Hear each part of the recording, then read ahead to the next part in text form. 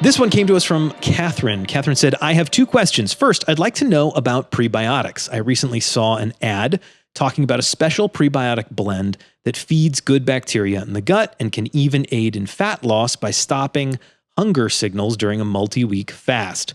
What exactly are prebiotics, and can they really do all of that? Dante, what are prebiotics?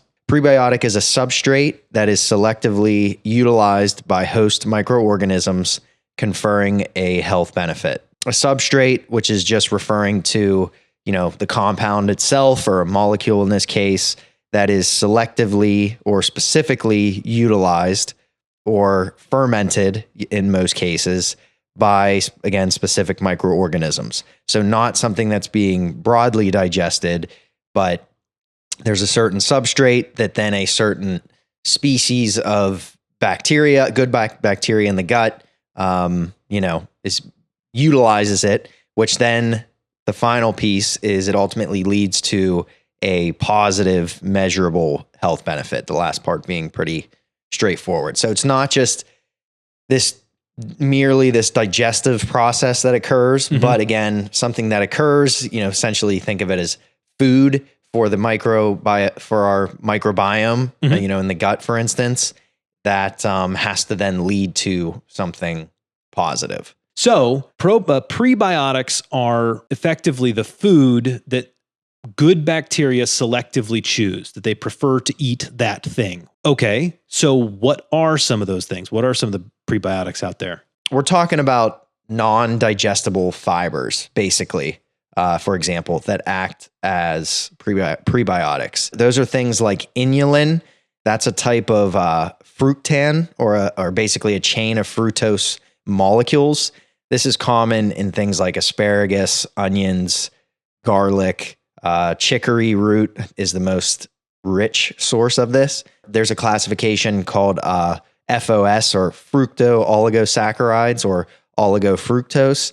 And this is a shorter chain, similar to inulin, but not as many sugar units. Galacto-oligosaccharides, or GOSs, those are found in legumes, which are beans, lentils, chickpeas, for example. And then also human breast milk, or kind of a naturally occurring form, if you will, and then some other dairy products. There's also resistant starches. As the name implies, it's a type of starch that just resists digestion in the small intestine, and it reaches the large intestine where it's then fermented.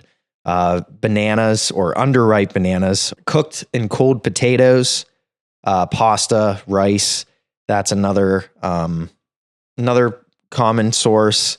And also we think of whole grains as another instance of this. So oats, barley.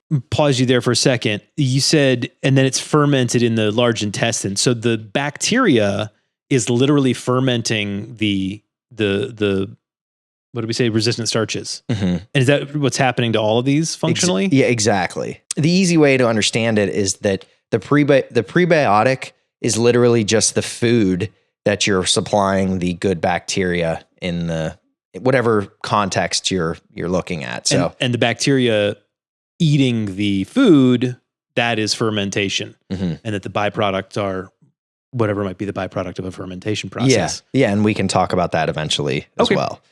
So there are some different categories, which I'll just list. Pectins, which are soluble fibers found in cell walls of fruits. So makes sense. And you can start to,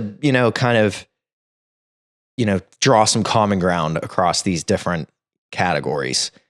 And the last one is polyphenols, actually. So they're not technically fibers, but again, they're plant compounds that are common in many of the fruits and vegetables that we've discussed. They're not fully absorbed, but then again, when they reach the colon or the large intestine, they are, eaten up and then fermented by the gut bacteria.